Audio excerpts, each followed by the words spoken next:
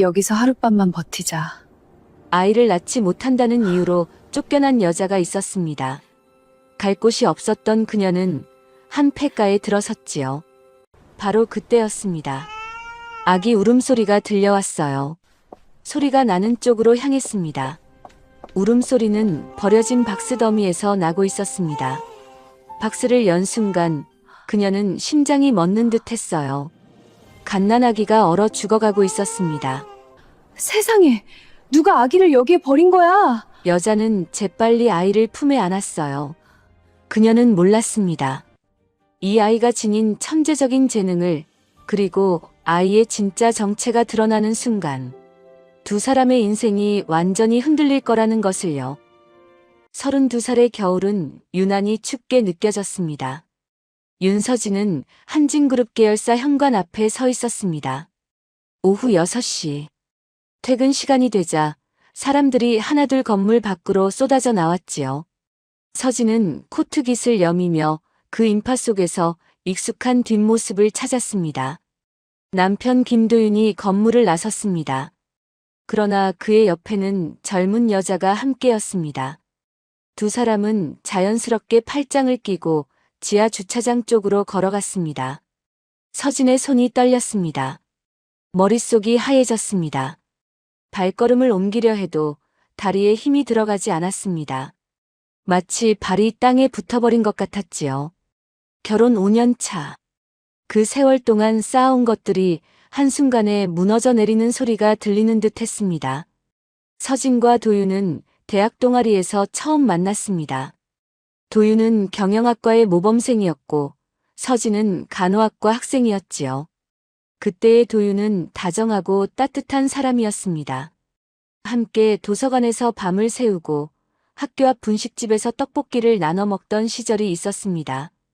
너랑 평생 함께하고 싶어. 프로포즈를 받던 날 서진은 세상을 다 가진 기분이었습니다. 도윤의 어머니 김정숙 여사는 처음부터 못마땅한 기색이었지만 그래도 괜찮다고 생각했습니다.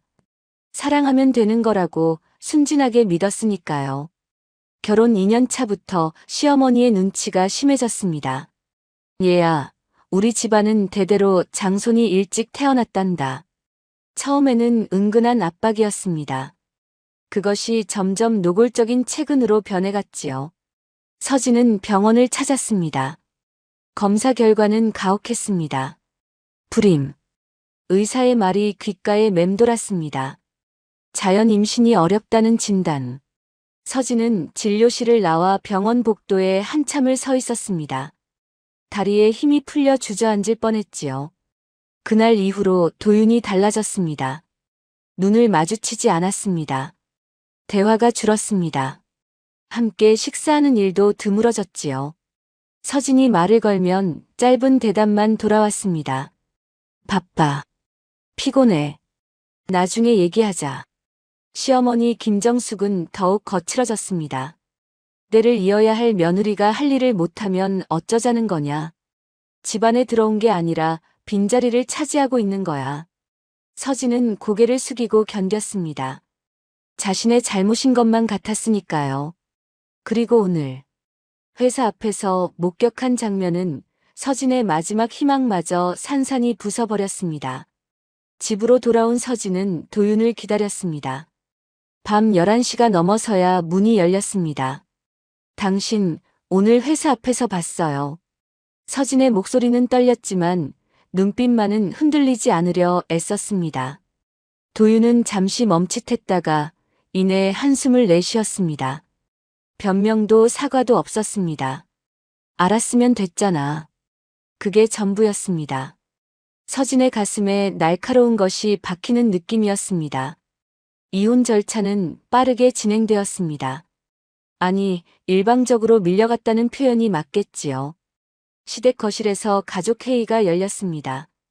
시어머니 김정숙이 탁자를 내리치며 소리쳤습니다.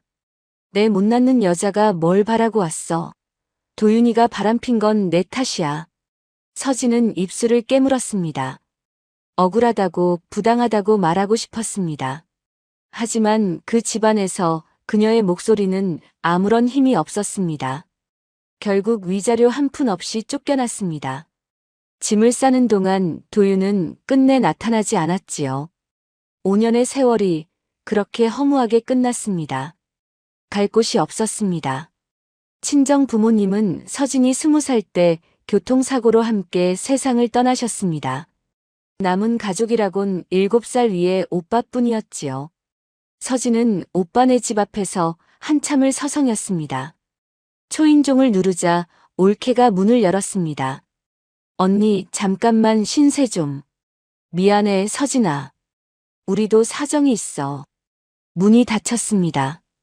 안쪽에서 오빠의 목소리가 어렴풋이 들렸습니다. 그마저도 이내 사라졌지요. 대학 동창들에게도 연락했습니다. 모두 사정이 있었습니다. 아이가 어리다, 남편이 싫어한다, 공간이 없다. 이유는 다양했지만 결과는 같았습니다. 서진은 세상에 혼자가 되었습니다. 한겨울 밤이었습니다. 기온은 영하 15도. 바람이 뼛속까지 파고들었습니다. 서진은 발걸음을 옮겼습니다. 무작정 걸었습니다. 어느 순간 눈을 들어보니 익숙한 골목이 보였습니다. 어린 시절 살던 동네였지요. 그러나 그곳은 이미 폐허가 되어 있었습니다. 재개발로 모든 주민이 떠난 뒤 철거를 기다리는 빈집들만 남아 있었습니다. 깨진 유리창 사이로 찬바람이 휘몰아쳤습니다. 어릴 적 뛰놀던 놀이터는 잡초더미로 변해 있었지요. 서진은 그중 한 집의 처마 밑에 주저앉았습니다. 여기서 하룻밤만 버티자. 내일이 되면 뭔가 방법이 있을 것이라고 스스로를 위로했습니다. 몸이 떨렸습니다. 손끝의 감각이 사라져갔습니다. 이대로 눈을 감으면 다시는 뜨지 못할 것만 같았습니다. 그때였습니다. 가느다란 소리가 들렸습니다. 처음에는 바람 소리인 줄 알았습니다. 하지만 귀를 기울이자 분명했습니다. 아기 울음소리. 서진은 벌떡 일어났습니다. 소리가 나는 쪽으로 걸어갔습니다. 골목 끝에 버려진 박스 더미가 있었습니다. 울음소리는 그 안에서 나고 있었지요. 박스를 열었을 때 서진의 심장이 멎는 듯 했습니다. 아기였습니다. 생후 2달이나 되었을까요? 젖은 담요에 쌓인 채 작은 입술이 파랗게 질려 있었습니다. 울음소리조차 점점 약해지고 있었지요. 서진의 몸이 먼저 움직였습니다. 간호조무사로 일했던 시절의 기억이 손끝에 남아 있었습니다. 아이를 품에 안고 자신의 체온으로 감쌌습니다. 코트를 벗어 아이를 둘러쌌습니다. 차가운 바람을 등으로 막으며 서진은 아이를 가슴에 꼭 안았습니다. 괜찮아, 괜찮아. 버티는 거야. 서진의 목소리도 떨렸습니다. 하지만 멈추지 않았습니다. 거기서 뭐 하시오? 목소리가 들렸습니다. 고개를 들어보니 폐지를 실은 손수레를 끌고 온 할머니가 서 있었습니다. 박순자. 이른이 넘은 나이에도 허리가 꼿꼿한 분이었지요. 아이가 버려져 있었어요. 얼어 죽을 것 같아요. 서진의 말에 순자 할머니가 다가왔습니다. 아이를 내려다보더니 깊은 한숨을 내쉬었습니다. 이런 세상에 어떤 놈이 이런 짓을. 순자 할머니는 잠시 생각하더니 말했습니다. 우리 집으로 가시오. 쪽방이지만 난로는 있어요. 서진은 고개를 들어 할머니를 바라보았습니다. 낯선 사람에게 처음으로 받는 온기였습니다. 순자 할머니의 쪽방은 5평 남짓한 공간이었습니다. 하지만 낡은 석유 난로가 피워져 있었고 그 온기가 아이를 살렸습니다. 서진은 밤새 아이 곁을 지켰습니다. 아이의 숨소리를 확인하고 체온을 체크하고 젖병에 물을 담아 조금씩 먹였습니다. 날이 밝을 무렵 아이의 입술에 핏기가 돌아왔습니다. 살았구먼. 순자 할머니가 안도의 숨을 내쉬었습니다. 서진은 아이의 작은 손을 내려다보았습니다. 5개의 손가락이 꼼지락거리고 있었지요. 이 아이도 버려진 존재였습니다. 자신처럼. 이 아이 이름은? 서진은 잠시 생각했습니다. 그리고 조용히 말했습니다. 하람. 유나람이라고 부를게요. 하늘이 내린 사랑이라는 뜻이에요. 순자 할머니가 고개를 끄덕였습니다. 좋은 이름이요. 며칠 뒤 서진은 구청을 찾았습니다. 출생신고서를 작성하는 손이 떨렸습니다. 미혼모로 신고하는 절차는 간단하지 않았습니다. 이것저것 확인해야 할 서류가 많았지요. 하지만 서진은 포기하지 않았습니다. 이름은요? 유나람입니다. 담당자가 서류를 확인하며 물었습니다. 아이를 직접 키우실 건가요? 형편이 어려우시면 입양 절차를. 아니요. 서진의 목소리는 단호했습니다. 제가 키울 거예요. 담당자가 잠시 서진을 바라보았습니다. 남루한 옷차림, 핏기 없는 얼굴. 하지만 눈빛만은 흔들리지 않았지요. 서류에 도장이 찍혔습니다. 그 순간 서진과 하람은 법적으로 가족이 되었습니다. 쪽방으로 돌아온 서진은 잠든 하람을 내려다보았습니다. 작은 숨소리가 규칙적으로 새어나오고 있었지요. 이제부터 내가 엄마야. 서진은 아이의 이마에 입술을 가볍게 댔습니다. 세상에 버림받은 두 존재가 서로를 찾았습니다. 피 한 방울 섞이지 않았지만 그 밤부터 둘은 가족이 되었습니다. 내일은 일자리를 구해야 했습니다. 아이를 위해 돈을 벌어야 했습니다. 쉽지 않을 것이라는 걸 알았습니다. 하지만 이제 서진에게는 살아야 할 이유가 생겼습니다. 창밖으로 동이 트고 있었습니다. 혹독한 겨울밤이 지나가고 희미한 햇살이 쪽방 안으로 스며들었습니다. 새로운 하루가, 새로운 삶이 시작되고 있었습니다. 서진의 하루는 새벽 5시에 시작되었습니다. 눈을 뜨면 가장 먼저 하람의 이불을 덮어주었지요. 아이는 잠버릇이 좋지 않아 늘 이불을 걷어차고 잠들어 있었습니다. 서진은 조용히 방을 나와 출근 준비를 했습니다. 낮에는 식당 주방 보조로 일했습니다. 설거지와 재료 손질, 바닥 청소까지. 손이 트고 갈라져도 장갑 한 켤레 살 여유가 없었지요. 저녁 8시에 퇴근하면 곧바로 편의점으로 향했습니다. 밤 12시까지 계산대를 지키고 새벽 1시가 되어서야 집에 돌아왔습니다. 하람이 3살 되던 해겨울, 아이가 고열로 쓰러졌습니다. 병원비가 없었습니다. 서진은 헌혈증을 들고 혈장 매매소를 찾았습니다. 자신의 피를 팔아 35만 원을 마련했지요. 병원에서 밤을 새우며 아이의 손을 잡고 있었습니다. 엄마 아파요. 괜찮아, 하람아. 엄마가 여기 있어. 다행히 아이는 회복되었습니다. 하지만 그날 이후로 서진의 몸은 자주 흔들렸습니다. 어지러움이 일상이 되었지요. 하람이 5살이 되었을 때였습니다. 서진은 이상한 일을 목격했습니다.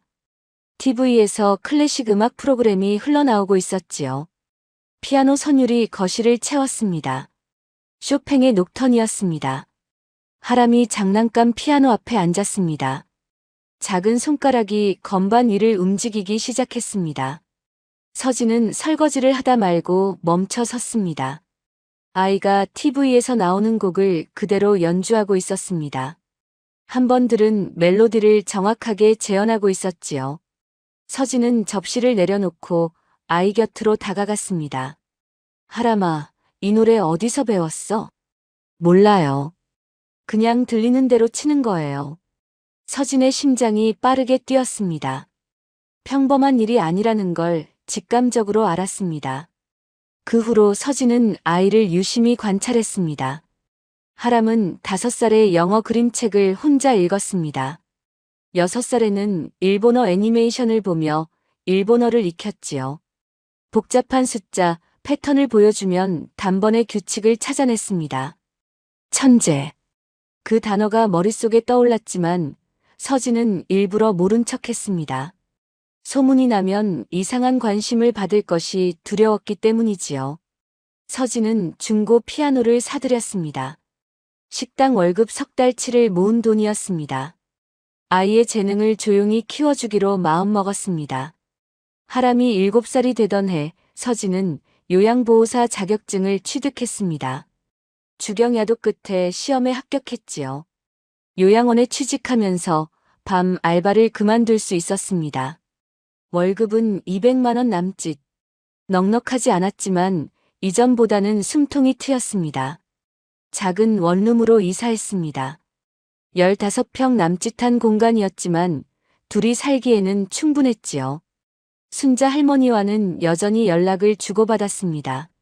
명절이면 하람과 함께 찾아가 떡국을 나눠 먹곤 했습니다.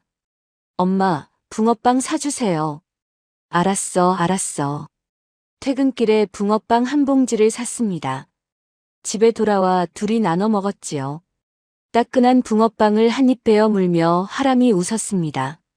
서진도 따라 웃었습니다. 그 시절이 가장 행복했습니다. 가진 것은 없었지만 서로가 있었으니까요. 그러나 평화로운 나날은 오래가지 않았습니다. 하람이 8살 되던 봄 서진에게 낯선 전화가 걸려왔습니다. 아동보호 전문 기관입니다. 윤서진 씨 맞으시죠? 서진의 손이 굳었습니다. 신고가 접수되어서 확인차 연락드렸습니다. 아동 학대 혐의로요. 네. 학대요? 무슨 말씀이신지. 익명의 제보가 들어왔습니다. 미혼모가 아이를 방치하고 학대한다는 내용이었어요. 조사에 협조해 주셔야 합니다. 서진은 전화기를 쥔 손이 떨렸습니다. 학대라니. 자신이 얼마나 이 아이를 위해 살아왔는지, 어떻게 설명해야 할지 막막했습니다. 조사가 시작되었습니다. 아동보호 전문기관 직원이 집을 방문했습니다. 하람의 건강 상태, 생활 환경, 학교 생활까지 꼼꼼하게 확인했지요. 서진은 떨리는 마음으로 모든 질문에 답했습니다.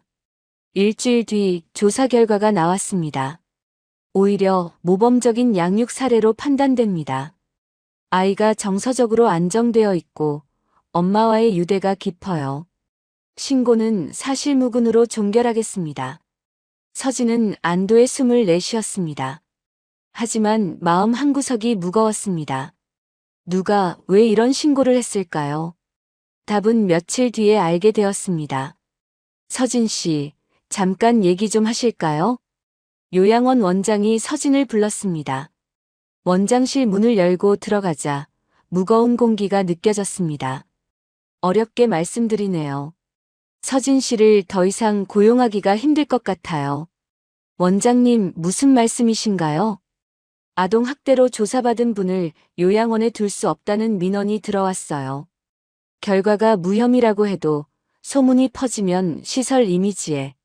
서진은 말을 잇지 못했습니다. 무혐의 판정을 받았는데도 해고라니. 억울함이 목구멍까지 차올랐지만 어디에 호소할 수도 없었습니다. 해고 소식은 빠르게 퍼졌습니다. 동네 사람들의 시선이 달라졌습니다. 마트에서 장을 볼 때면 수근거리는 소리가 들렸지요. 저 사람이래. 아이 학대했다는 사람. 미혼모잖아. 남의 애 주워다 키운다면서. 서진은 고개를 숙이고 걸었습니다. 변명해봐야 소용없다는 걸 알았습니다. 한번 찍힌 낙인은 쉽게 지워지지 않았지요. 하람도 학교에서 놀림을 받기 시작했습니다. 야, 너 엄마 진짜 엄마 아니라며? 주워온 거래. 미혼모 아들. 하람은 울면서 집에 돌아왔습니다. 서진은 아이를 꼭 안아주었습니다. 엄마, 나 왜 이런 말 들어야 해요? 하람아, 미안해. 엄마가 미안해. 서진의 눈에서 눈물이 흘렀습니다. 자신 때문에 아이가 상처받는다는 사실이 견딜 수 없이 아팠습니다. 신고의 배우가 누구인지 알게 된 것은 그로부터 한 달 뒤였습니다. 순자 할머니가 전해준 이야기였습니다. 전 시어머니 있잖아요. 그분이 동네방네 소문을 퍼뜨리고 다녀요. 당신이 남의 애를 훔쳐다 키운다고. 김정숙. 서진의 전 시어머니였습니다. 세월이 흘렀는데도 여전히 서진을 괴롭히고 있었던 거지요. 서진은 이를 악물었습니다. 분노가 치밀었지만 맞서 싸울 힘이 없었습니다. 그저 버티는 수밖에요. 다행히 새 직장을 구했습니다. 다른 구역의 요양원이었습니다. 월급은 전보다 적었지만 일할 수 있다는 것만으로 감사했지요. 서진은 다시 일상을 되찾아갔습니다. 하람은 9살이 되었습니다. 아이의 피아노 실력은 날로 늘어갔습니다. 동네 피아노 학원 선생님이 서진을 찾아왔습니다. 하람이가 보통 아이가 아니에요. 콩쿠르에 나가봐야 해요. 콩쿠르요? 전국대회요. 이 아이 실력이면 충분히 상위권에 들 수 있어요. 서진은 망설였습니다. 콩쿠르에 나가면 주목을 받게 될 것이었습니다. 그것이 두려웠지요.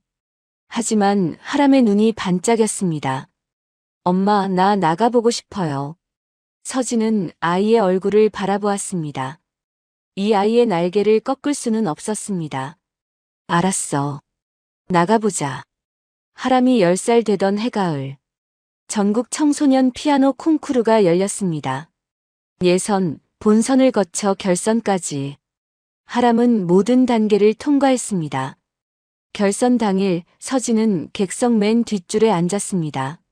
무대 위로 하람이 걸어 나왔습니다. 작은 체구가 그랜드 피아노 앞에 앉았지요. 서진의 심장이 두근거렸습니다. 하람이 연주를 시작했습니다. 쇼팽의 발라드 제1번. 첫 음이 울려 퍼지는 순간 객석이 숨을 죽였습니다. 아이의 손가락이 건반 위를 춤추듯 움직였습니다. 음표 하나하나에 감정이 실려 있었지요. 연주가 끝났을 때 정적이 흘렀습니다. 그리고 터져나오는 박수 소리. 기립박수였습니다. 서진의 눈에서 눈물이 흘렀습니다. 하람이 대상을 수상했습니다. 시상식이 끝나고 기자들이 몰려들었습니다. 카메라 플래시가 터졌습니다. 미혼모가 키운 천재 피아니스트.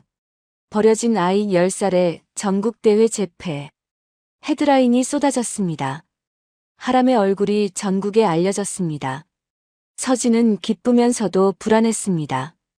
이 관심이 어떤 결과를 가져올지 알 수 없었으니까요. 그날 밤, 서울 강남의 한 저택에서 진도현 회장이 TV를 보고 있었습니다. 한진그룹의 총수. 70대의 노인이었지만 눈빛만은 날카로웠지요. 뉴스 화면에 10살짜리 피아니스트가 나왔습니다. 대상을 받고 활짝 웃는 아이의 얼굴. 진 회장의 손이 멈췄습니다. 리모컨을 쥔 손에 힘이 들어갔습니다. 그 얼굴. 10년 전 세상을 떠난 큰아들 태호와 너무나 닮아 있었습니다. 진 회장은 비서를 불렀습니다. 저 아이에 대해 알아봐. 모든 것을. 무언가가 움직이기 시작했습니다. 서진이 알지 못하는 곳에서 거대한 그림자가 다가오고 있었지요. 평화로운 나날이 끝나가고 있었습니다. 시상식이 끝난 직후였습니다. 하람은 무대 뒤에서 트로피를 안고 환하게 웃고 있었습니다. 서진은 아이 곁으로 달려가 꼭 안아주었지요. 카메라 플래시가 사방에서 터졌습니다. 기자들이 질문을 쏟아냈습니다. 하람 군, 소감 한 말씀 해주세요. 어머니께 하고 싶은 말이 있나요? 하람이 서진의 손을 꼭 잡았습니다. 엄마, 우리 해냈어요. 서진은 눈물을 참으며 고개를 끄덕였습니다. 가장 영광스러운 순간이었습니다. 10년 동안의 고생이 보상받는 것 같았지요. 그때였습니다. 공연장 뒷문이 거칠게 열렸습니다. 검은 정장을 입은 남자들이 들이닥쳤습니다. 그 뒤를 경찰들이 따랐지요. 서진은 본능적으로 하람을 뒤로 감쌌습니다. 무슨 일이에요? 윤서진 씨 맞습니까? 경찰이 서진 앞에 섰습니다. 차가운 목소리였습니다. 아동 유괴 및 약취 혐의로 긴급 체포합니다. 수갑이 채워졌습니다. 서진은 믿을 수 없었습니다. 유괴라니. 무슨 말인지 이해할 수 없었습니다. 주변이 소란스러워졌습니다. 기자들의 카메라가 일제히 서진을 향했습니다. 엄마, 엄마. 하람이 울부짖었습니다. 아이가 서진에게 달려들었지만 검은 정장의 남자들이 아이를 붙잡았습니다. 나요.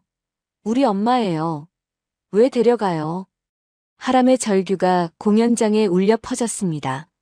서진은 끌려가면서도 고개를 돌려 아이를 바라보았습니다. 눈물이 흘렀습니다. 하람아, 괜찮아. 엄마 금방 돌아올게. 걱정하지 마. 거짓말이었습니다. 괜찮지 않았습니다. 무슨 일이 벌어지고 있는지 서진 자신도 알 수 없었으니까요. 경찰차에 실린 서진은 그제야 상황을 조금씩 파악했습니다. 고소인은 한진그룹이었습니다. 혐의 내용은 충격적이었지요. 10년 전 서진이 한진그룹 장손을 유괴해 자신의 아들로 키웠다는 것이었습니다. 말도 안 돼요. 저는 그 아이를 버려진 채로 발견한 거예요. 그건 조사 과정에서 밝혀질 겁니다. 경찰의 대답은 사무적이었습니다. 서진의 말에 귀 기울이는 사람은 아무도 없었습니다. 그날 밤 서진은 구치소에 수감되었습니다. 차가운 콘크리트 바닥, 철창 너머로 보이는 형광등 불빛. 서진은 무릎을 끌어안고 앉아 있었습니다. 하람은 어디에 있을까? 아이는 무사할까? 그 생각만이 머릿속을 맴돌았습니다. 한진그룹 저택. 하람은 낯선 방에 갇혀 있었습니다. 화려한 인테리어, 넓은 침대, 고급스러운 가구들. 그러나 아이에게는 감옥이나 다름없었지요. 진도현 회장이 방문을 열고 들어왔습니다. 70대의 노인이었지만 위압감이 느껴지는 체구였습니다. 회장은 하람을 내려다보며 말했습니다. 시우야, 할아버지다. 이제 집에 온 거야. 하람은 고개를 저었습니다. 저는 시우가 아니에요. 윤하람이에요. 아니야. 내 진짜 이름은 진시우란다. 10년 전에 나쁜 사람들이 널 데려간 거야. 거짓말이에요. 엄마가 저를 살려줬어요. 엄마한테 데려다 주세요. 하람이 소리쳤습니다. 눈에서 눈물이 쏟아졌습니다. 진 회장의 얼굴이 굳어졌습니다. 시간이 지나면 알게 될 거다. 회장이 방을 나갔습니다. 문이 닫히고 잠금 장치가 걸리는 소리가 들렸습니다. 진 회장에게는 두 아들이 있었습니다. 큰아들 진태호는 성실하고 능력 있는 후계자였지요. 작은아들 진태주는 형의 그늘에 가려 늘 뒤처졌습니다. 10년 전 태호와 그의 아내가 교통사고로 세상을 떠났습니다. 생후 2달 된 아들 시우만 남긴 채. 그런데 그 아기마저 병원에서 사라졌습니다. 아무런 단서도 없이. 진 회장은 전국에 수배를 내렸지만 손자를 찾지 못했습니다. 그렇게 10년이 흘렀지요. 그리고 이제 TV 뉴스에서 손자를 발견한 것이었습니다. 진 회장은 비밀리에 유전자 검사를 진행했습니다. 결과는 명확했습니다. 하람은 99.9% 확률로 진태호의 친아들, 즉 진 회장의 친손자였습니다. 10년이야. 10년 동안 내 손자가 그런 여자 손에. 진 회장의 손이 떨렸습니다. 분노와 안도가 뒤섞인 감정이었지요. 진태주는 다른 의미에서 떨고 있었습니다. 서재에 홀로 앉아 그는 창밖을 바라보았습니다. 손에 든 위스키 잔이 흔들렸습니다. 10년 전, 형 부부의 교통사고. 그것은 사고가 아니었습니다. 진태준이 꾸민 일이었지요. 후계 구도에서 밀려난 그는 형을 제거하기로 마음먹었습니다. 완벽한 사고로 위장했습니다. 문제는 조카였습니다. 아기가 살아있으면 후계권이 넘어갈 수 있었습니다. 진태준은 부하 박기철에게 명령했습니다. 아이를 없애라고. 박기철은 아이를 죽이지는 못했습니다. 대신 철거촌에 버렸지요. 한겨울밤 영하 15도의 추위 속에. 어차피 얼어 죽을 거라고 생각했습니다. 그런데 그 아이가 살아있었습니다. 어떻게 살아남은 거야? 진태준의 얼굴이 새하얗게 질렸습니다. 진실이 밝혀지면 모든 것이 끝이었습니다. 형 부부의 죽음, 조카 유기. 살인과 유기치사 혐의를 피할 수 없었지요. 그래서 선수를 쳤습니다. 서진을 유괴범으로 몰아세운 것이었습니다. 재판이 시작되었습니다. 법정은 사람들로 가득 찼습니다. 언론의 관심이 집중되었지요. 천재 피아니스트 유괴 사건이라는 제목이 모든 뉴스를 장식했습니다. 서진은 피고인석에 앉아 있었습니다. 국선 변호사가 배정되었지만 거대 기업의 법률팀을 상대하기에는 역부족이었지요.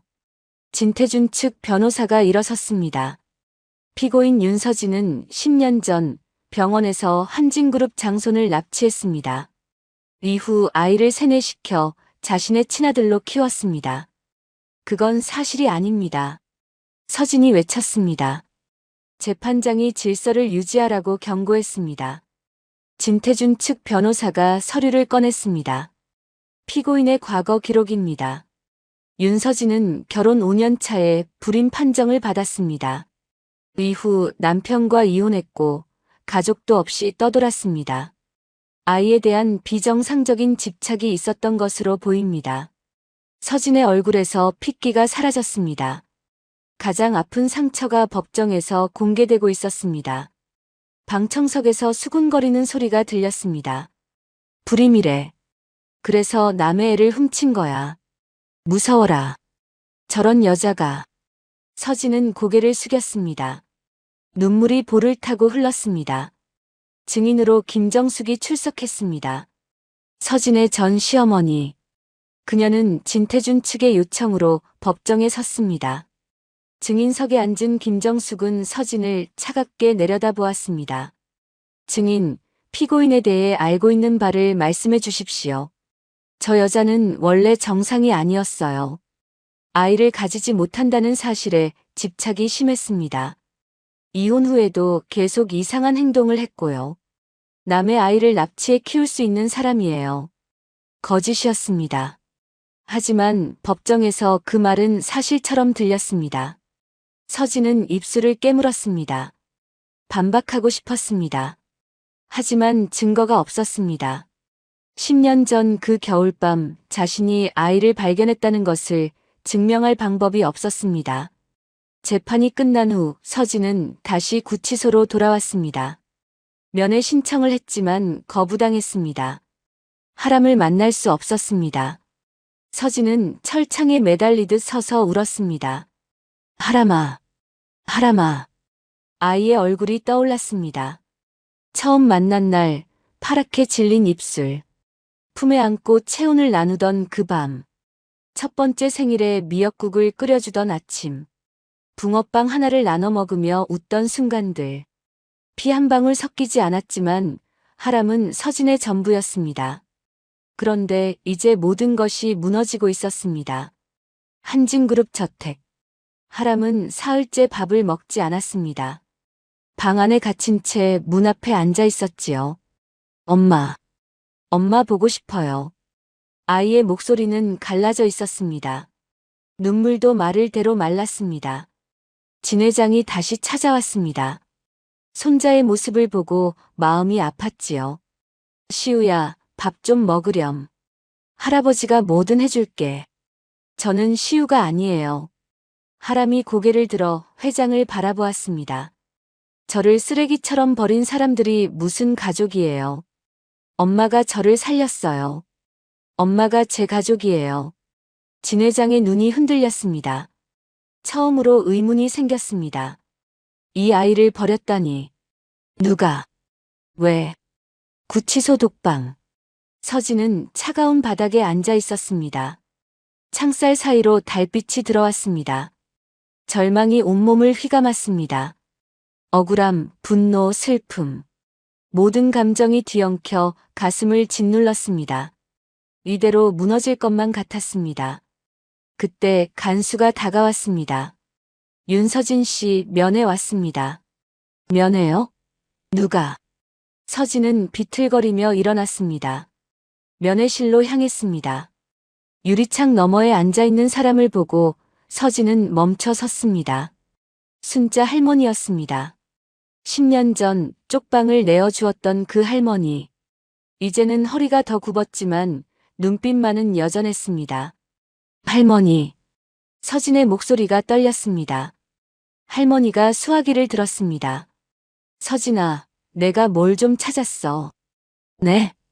10년 전 그 밤. 내가 아이를 발견한 그 골목. 거기 CCTV가 있었어. 철거 안 된 가게에. 그 주인이 아직 녹화 파일을 가지고 있대. 서진의 눈이 커졌습니다. 그게 사실이에요? 검찰에 연락했어. 그 파일을 복원할 수 있는지 확인 중이래. 가느다란 희망이 보였습니다. 암흑 속에서 한 줄기 빛이 새어 들어오는 것 같았습니다. 서진은 두 손을 모아 유리창에 대었습니다. 할머니 고마워요. 정말 고마워요. 순자 할머니가 고개를 끄덕였습니다. 버티거라. 진실은 반드시 밝혀지는 법이야. 면회 시간이 끝났습니다. 할머니가 일어서며 말했습니다. 그 아이도 널 기다리고 있어. 포기하지 마. 서진은 독방으로 돌아왔습니다. 창살 사이로 보이는 밤하늘. 별 하나가 반짝이고 있었습니다. 서진은 두 손을 모아 가슴에 대었습니다. 아직 끝나지 않았습니다. 진실이 있으니까요. 하람이 기다리고 있으니까요. 버텨야 했습니다. 무너지면 안 되었습니다. 서진은 눈을 감았습니다. 하람의 얼굴을 떠올렸습니다. 그 아이의 미소가 서진에게 힘을 주었습니다. 내일을 향해 다시 일어서야 했습니다. 열흘이 지났습니다. 한진그룹 저택에서 하람은 여전히 저항하고 있었습니다. 밥을 거의 먹지 않았습니다. 피아노 앞에 앉으라는 말에도 고개를 저었지요. 창밖만 바라보며 하루를 보냈습니다. 진 회장은 매일 손자의 방을 찾았습니다. 손에는 아이가 좋아할 만한 것들을 들고 왔지요. 고급 과자, 새 옷, 최신형 게임기. 하지만 하람은 거들떠보지도 않았습니다. 시우야, 할아버지가 피아노 선생님을 모셔왔단다. 세계적인 분이야. 저는 피아노 안 쳐요. 왜? 내가 좋아하잖니. 하람이 고개를 돌려 회장을 바라보았습니다. 10살짜리 아이의 눈빛이 놀라울 만큼 단호했습니다. 엄마가 사준 피아노가 아니면 안 쳐요. 엄마 없이는 아무것도 안 할 거예요. 진 회장의 가슴이 먹먹해졌습니다. 며칠 뒤 진 회장은 손자의 방 앞 복도에 서 있었습니다. 문 안쪽에서 아이의 목소리가 들렸습니다. 혼잣말이었지요. 엄마, 저 괜찮아요. 엄마도 힘내세요. 꼭 만나요. 작은 목소리에 흐느낌이 섞여 있었습니다. 진 회장은 발걸음을 옮기지 못하고 한참을 서 있었습니다. 저를 쓰레기처럼 버린 사람들이 무슨 가족이에요. 손자가 했던 말이 귓가에 맴돌았습니다. 버렸다. 누가 이 아이를 버렸단 말인가. 진 회장은 처음으로 깊은 의심을 품기 시작했습니다. 검찰에서 연락이 왔습니다. 디지털 포렌식 팀이 10년 전 병원 CCTV 백업 파일을 복원하는데 성공했다는 소식이었지요.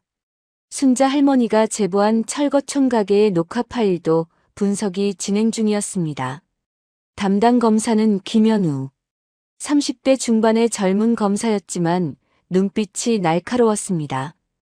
그는 이 사건에서 뭔가 이상한 점을 느끼고 있었지요. 유괴범이 아이를 10년 동안 키웠다? 그것도 혼자 힘으로, 가난 속에서. 일반적인 유괴범의 행동 패턴과 맞지 않았습니다. 김 검사는 서진의 과거 기록을 다시 살폈습니다. 간호조무사 경력, 요양보호사 자격증 취득, 10년간의 근무 이력. 어디에도 범죄자의 흔적은 없었지요. 이 여자가 진짜 유괴범이라면 왜 아이를 입양기관에 맡기지 않았을까? 왜 스스로 키우면서 고생했을까? 김 검사는 복원된 영상을 확인하기 위해 분석실로 향했습니다. 분석실의 모니터에 흐릿한 영상이 재생되었습니다. 10년 전 병원 복도. 새벽 2시. 검은 점퍼를 입은 남자가 신생아실 쪽에서 나왔습니다. 품에 무언가를 안고 있었지요. 담요에 쌓인 작은 것. 아기였습니다. 남자는 빠른 걸음으로 후문을 빠져나갔습니다. 주차장에 세워진 검은색 세단에 올라탔지요. 번호판이 선명하게 찍혔습니다. 저 번호 확인해봐. 김 검사의 지시에 따라 조회가 이루어졌습니다. 결과가 나오자 분석실이 술렁였습니다. 검사님, 이 차량 한진그룹법인 차량입니다. 김 검사의 눈이 날카롭게 빛났습니다. 철거촌 녹화 파일에서도 결정적인 장면이 발견되었습니다. 같은 날 새벽, 골목 끝에 차가 멈췄습니다. 병원 CCTV에 찍힌 것과 같은 차량이었지요. 검은 점퍼의 남자가 내렸습니다. 품에 담요 뭉치를 안고 있었습니다. 남자는 주변을 살피더니 버려진 박스 더미 사이에 담요 뭉치를 내려놓았습니다. 그리고는 뛰듯이 차로 돌아가 사라졌지요. 몇 시간 뒤 다른 여자가 나타났습니다. 남루한 옷차림에 비틀거리는 걸음. 처마 밑에 쓰러지듯 앉았다가 무언가를 발견하고 달려갔습니다. 담요를 열고 아기를 꺼내 품에 안았습니다. 서진이었습니다. 영상은 그녀가 자신의 코트를 벗어 아기를 감싸고 체온으로 아이를 살리는 모습까지 담고 있었습니다. 김 검사는 영상을 멈추고 의자에 등을 기댔습니다. 유괴가 아니었어. 이 여자는 버려진 아이를 구한 거야. 진실이 드러나기 시작했습니다. 그렇다면 진짜 범인은 누구인가? 병원에서 아기를 데려가 철거촌에 버린 자는 누구인가? 김 검사는 CCTV에 찍힌 남자의 얼굴을 확대했습니다. 화질이 좋지 않았지만 윤곽은 파악할 수 있었습니다. 이 남자를 찾아. 반드시. 이틀 뒤 뜻밖의 인물이 검찰에 나타났습니다. 박기철. 50대 남자였습니다. 진태준의 전직 부하. CCTV에 찍힌 바로 그 남자였지요. 그는 자수했습니다. 10년 전 부회장님 명령으로 아기를 버렸습니다. 김 검사의 앞에 앉은 박기철은 양손을 떨고 있었습니다. 얼굴에는 죄책감과 두려움이 뒤섞여 있었지요. 왜 지금 자수하는 겁니까? 뉴스를 봤습니다. 그 여자가 유괴범으로 몰리는 걸. 아이를 버린 건 저예요. 그 여자는 아무 잘못이 없어요. 박기철은 당시 진태준과 나눈 통화 녹취록까지 제출했습니다. 10년 전 만약을 대비해 몰래 녹음해둔 것이었지요. 녹취록 속 진태준의 목소리가 선명했습니다. 그 애를 없애. 어디든 버려. 죽든 살든 상관없어. 진실이 밝혀지기 시작하자 재판의 흐름이 바뀌었습니다. 검찰은 새로운 증거를 법원에 제출했습니다. 병원 CCTV, 철거촌 CCTV, 박기철의 자백과 녹취록. 모든 것이 서진의 무죄를 가리키고 있었지요. 재판정이 소란스러워졌습니다. 방청객들이 웅성거렸습니다. 진태준 측 변호사의 얼굴이 굳어졌습니다. 김 검사가 일어섰습니다. 피고인 윤서진은 유괴범이 아닙니다. 그녀는 버려진 아이를 발견하고 구한 은인입니다. 진짜 범인은 아이를 버린 자입니다. 하람이 증인석에 섰습니다. 10살짜리 아이가 법정 한가운데 앉았습니다. 많은 시선이 집중되었지요. 판사가 부드러운 목소리로 물었습니다. 하람 군, 긴장하지 않아도 돼요. 편하게 말해도 됩니다. 하람은 고개를 끄덕였습니다. 그리고 천천히 입을 열었습니다.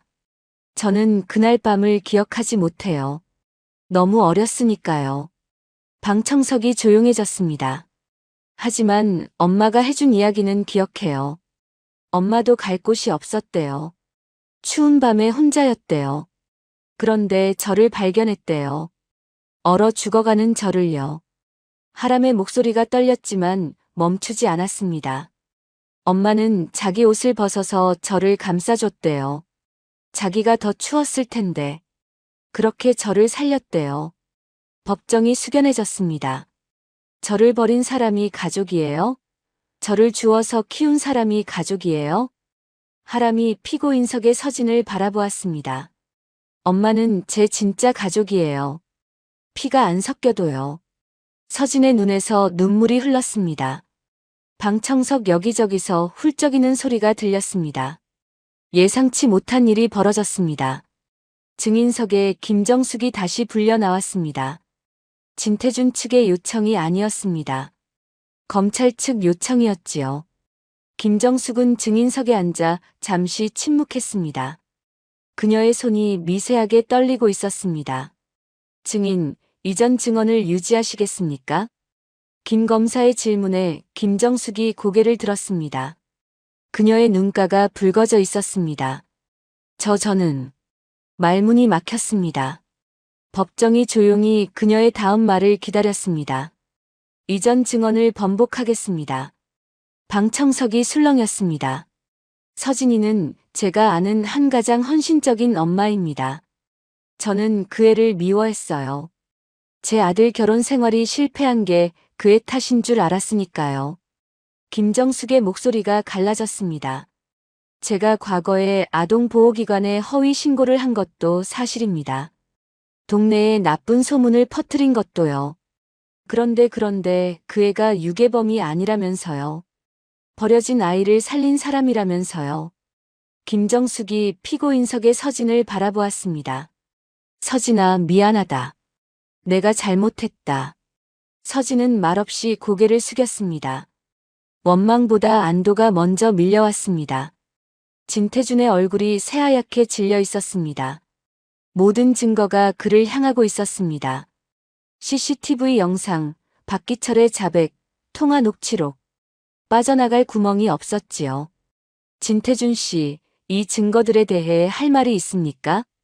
김 검사의 질문에 진태준은 대답하지 못했습니다.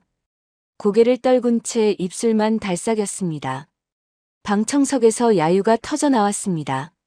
재판장이 정리했습니다. 새로운 증거와 증언을 검토한 결과 피고인 윤서진에 대한 유괴 혐의는 성립하지 않는 것으로 판단됩니다. 추가 심리를 거쳐 판결을 내리겠습니다. 재판이 끝난 후 서진은 법원 복도에 서 있었습니다. 아직 무죄 판결이 확정된 것은 아니었습니다. 하지만 구속 상태는 해제되었지요. 서진은 햇빛을 받으며 깊은 숨을 내쉬었습니다. 오랜만에 맞는 바깥 공기였습니다. 엄마. 익숙한 목소리가 들렸습니다. 고개를 돌리자 하람이 달려오고 있었습니다. 진 회장의 비서와 함께였지요. 하람이 서진의 품에 뛰어들었습니다. 서진은 아이를 꼭 껴안았습니다. 눈물이 멈추지 않았습니다. 하람아.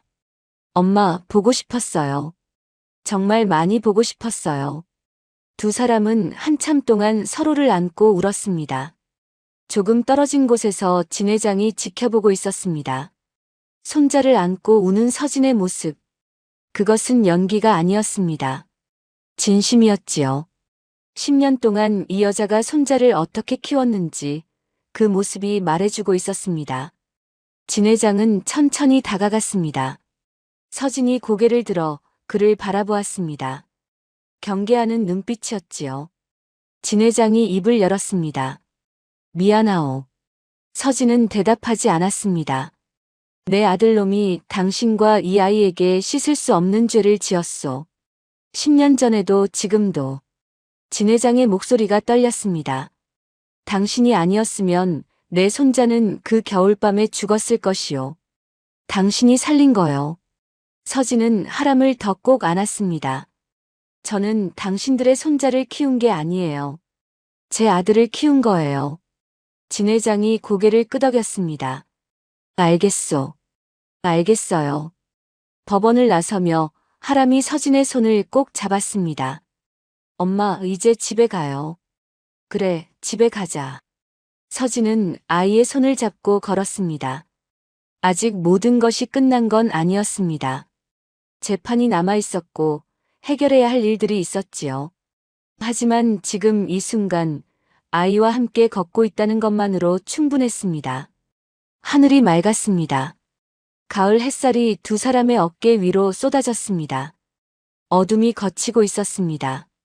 진실이 빛을 향해 나아가고 있었습니다. 재판은 한 달 뒤에 끝났습니다. 서진은 무죄 판결을 받았습니다. 모든 혐의가 벗겨졌지요. 법정을 나서는 서진의 손을 하람이 꼭 잡고 있었습니다. 카메라 플래시가 터졌지만 두 사람은 개의치 않았습니다. 진태준은 구속되었습니다. 아동유기, 증거조작, 무고죄. 여러 혐의가 적용되었지요.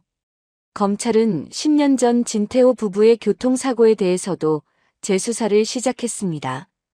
단순 사고가 아닐 수 있다는 의혹이 제기되었기 때문이었습니다. 한진그룹은 발칵 뒤집혔습니다. 후계자로 점찍었던 작은아들이 범죄자가 되었으니까요. 주가가 떨어지고 언론이 들끓었습니다. 하지만 진 회장에게는 그런 것들보다 더 중요한 일이 있었습니다. 어느 날 오후 진 회장이 서진의 원룸을 찾아왔습니다. 비서도 경호원도 없이 혼자였습니다.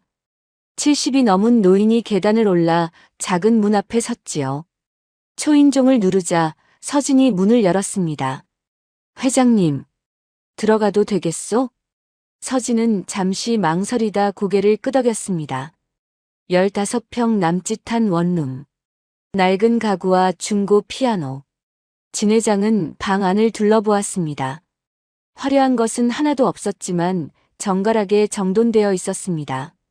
벽에는 하람의 상장들이 붙어 있었지요. 하람이 방에서 나왔습니다. 진 회장을 보더니 굳은 표정을 지었습니다. 왜 오셨어요? 차가운 목소리였습니다. 진 회장이 천천히 무릎을 꿇었습니다. 서진도 하람도 놀라 눈이 커졌습니다. 할아버지가 잘못했다. 진 회장의 목소리가 떨렸습니다. 내 아들놈 때문에 내가 버려졌고 이 사람이 10년을 고생했다. 그걸 모르고 또다시 상처를 줬구나. 하람은 대답하지 않았습니다. 하지만 눈빛이 조금 흔들렸지요. 용서해달라고는 못하겠다. 다만 할아버지가 남은 평생 속죄하며 살겠다. 진 회장이 고개를 숙였습니다. 서진이 조용히 입을 열었습니다. 일어나세요. 하람 앞에서 그러시면 안 돼요. 진 회장이 천천히 일어났습니다. 눈가가 젖어 있었습니다. 그날 이후 진 회장은 서진에게 제안을 했습니다. 하람을 한진그룹의 정식 후계자로 세우겠다는 것이었습니다. 법적으로 진시우라는 이름을 되찾고 그룹의 모든 것을 물려주겠다고 했지요.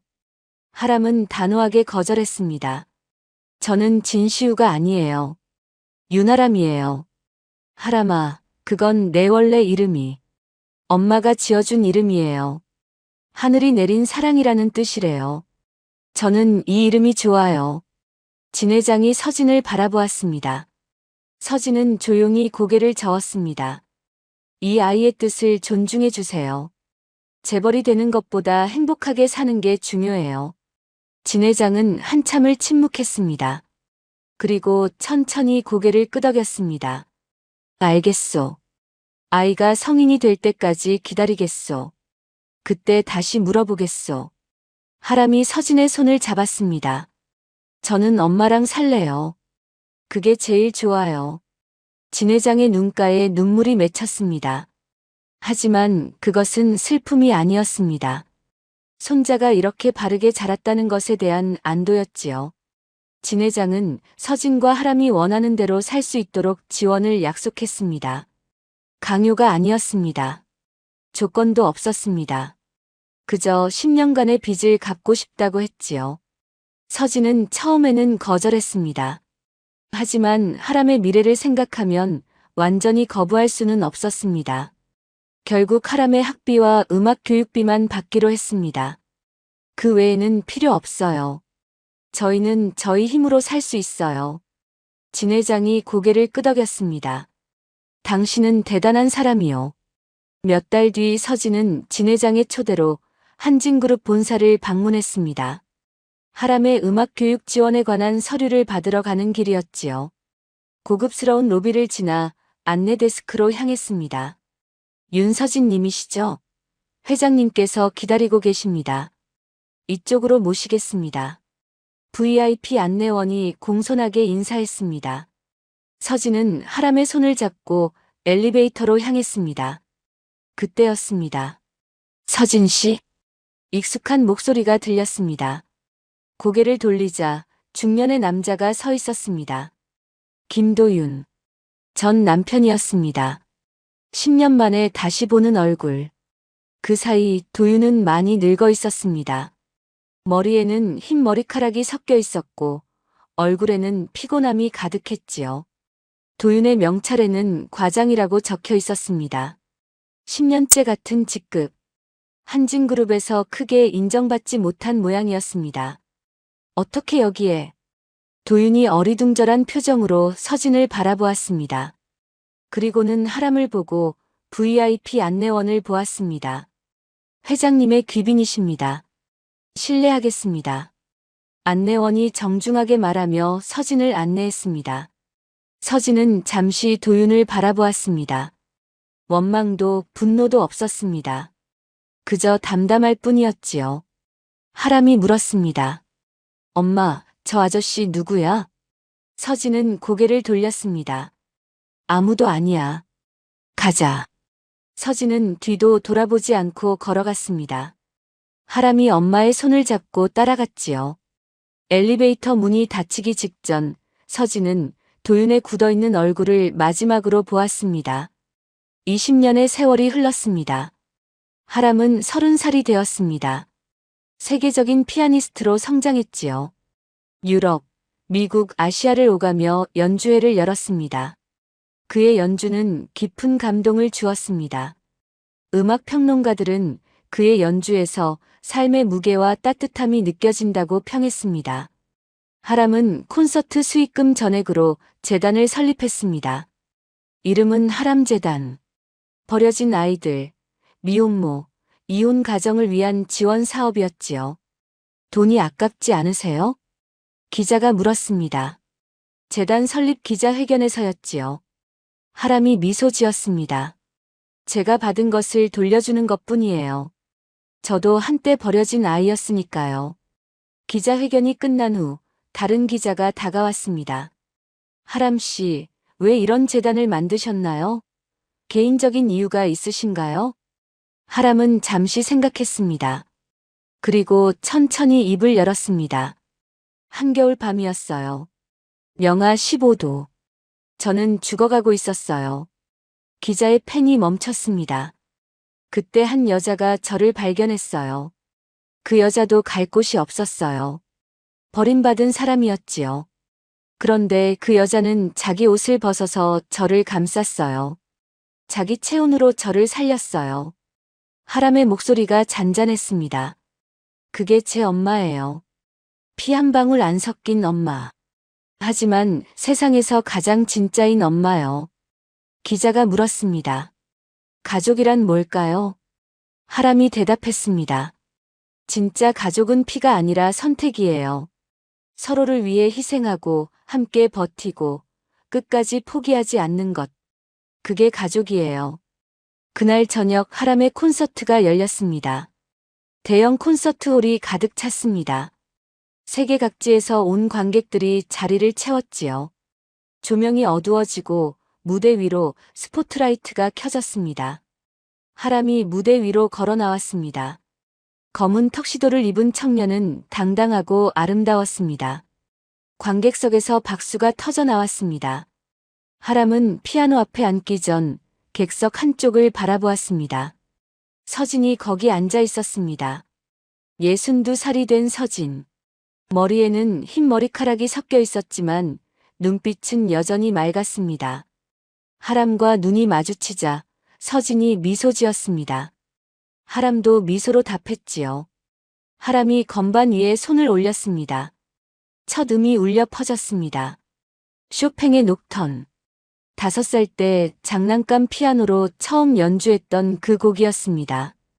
음악이 콘서트홀을 채웠습니다. 관객들은 숨을 죽이고 들었습니다. 어떤 이는 눈물을 흘렸지요. 연주가 끝났습니다. 정적이 흐른 뒤 기립박수가 터져 나왔습니다. 하람이 일어나 인사했습니다. 그리고 마이크를 잡았습니다. 오늘 이 연주를 한 분께 바칩니다. 하람이 객석을 바라보았습니다. 제 엄마 윤서진님. 30년 전 겨울밤 저를 살려주셔서 감사합니다. 엄마가 아니었으면 저는 여기 없었을 거예요. 서진의 눈에서 눈물이 흘렀습니다. 주변 관객들이 서진을 향해 박수를 보냈습니다. 엄마 사랑해요. 하람이 말했습니다. 서진은 고개를 끄덕이며 눈물을 닦았습니다. 나도 사랑해, 하람아. 소리내어 말하지 않았지만 하람은 알았습니다. 엄마의 마음을. 콘서트가 끝난 후 두 사람은 콘서트홀 앞 벤치에 나란히 앉았습니다. 밤하늘에 별이 빛나고 있었습니다. 30년 전 그 겨울밤에도 별이 있었을까요? 서진은 문득 그런 생각을 했습니다. 엄마. 응. 우리 처음 만난 날 기억나요? 서진은 고개를 끄덕였습니다. 그럼. 평생 못 잊지. 저는 기억 안 나요. 너무 어렸으니까. 하람이 서진의 손을 잡았습니다. 하지만 엄마 품이 따뜻했다는 건 알아요. 제 몸이 기억하거든요. 서진은 아들의 손을 꼭 잡았습니다. 손이 많이 커졌지요. 장난감 피아노를 치던 작은 손이 이제는 세계적인 피아니스트의 손이 되었습니다. 하람아. 네. 고마워. 내 삶에 와줘서. 하람이 미소 지었습니다. 저야말로요. 엄마가 저를 골라줘서 고마워요. 두 사람은 한참 동안 말없이 별을 바라보았습니다. 30년 전 철거촌에서 만난 두 존재. 세상에 버림받은 여자와 버려진 아기. 그들은 서로의 유일한 가족이 되었습니다. 피 한 방울 섞이지 않았지만 그 어떤 가족보다 단단한 유대로 연결되었지요. 진짜 가족은 혈연이 아니었습니다. 선택이었습니다. 서로를 위해 희생하고 함께 눈물 흘리고 끝까지 손을 놓지 않는 것. 그것이 가족이었습니다. 서진은 하람의 어깨에 머리를 기댔습니다. 하람은 엄마의 머리를 쓰다듬었지요. 밤바람이 불어왔습니다. 차갑지 않았습니다. 봄이 오고 있었으니까요. 두 사람의 이야기는 끝나지 않았습니다. 새로운 봄과 함께 또 다른 이야기가 시작되고 있었습니다. 함께 언제까지나. 오늘 이야기가 여러분 마음에 어떻게 남았나요? 댓글로 여러분의 따뜻한 이야기를 나눠주세요.